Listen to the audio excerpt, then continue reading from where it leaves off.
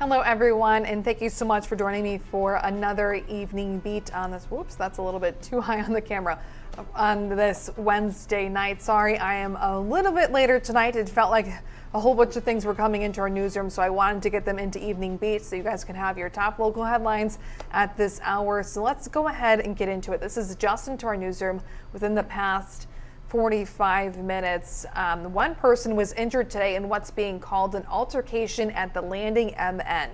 As a result of the day center will be closed tomorrow. According to the Landing's executive director, two guests got into an altercation.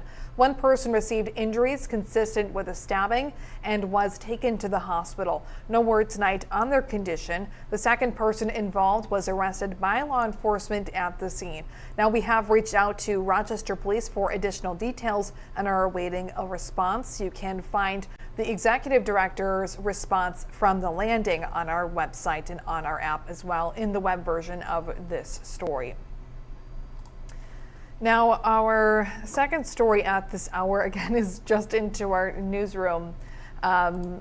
As multiple campers are a complete loss after a fire broke out this afternoon at the Shades of Sherwood campground in Mineola Township. That's just outside of Zumbrota. It started as a report of leaves on fire, but quickly spread to surrounding campers. According to the Zumbrota Fire Department, it says that it believes the fire was started by a discarded cigarette, but remains under investigation. No injuries have been reported at this time. And now our third story, not moving forward with either proposal. This is continuing coverage on a story that we brought you last night. An update from the Olmsted County Board of Commissioners meeting yesterday. It has decided against proposed plans for the future of the former Seneca Foods property next to Graham Park in southeast Rochester. According to the county, the commissioners went into a closed session last night to discuss two proposals following a call for pitches in February. The board reviewed and discussed two of them last night, deciding neither was, quote, in the best interest of the community, end quote. At this time, Olmsted County says it does not have further plans for the property. Seneca ceased its operations of canning there in 2018. The county finalized the purchase agreement for the land in 2019.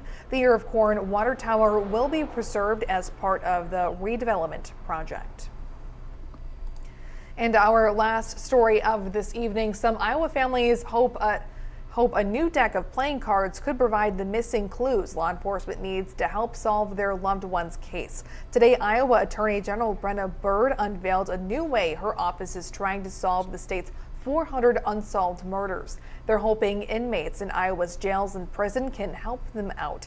The playing card features 52 of the state's unsolved murders. The cards have the name and photo of victims whose case is still unsolved, along with information about their case. Bird says she hopes these cards start conversations or spark a memory someone has. She says someone somewhere knows something.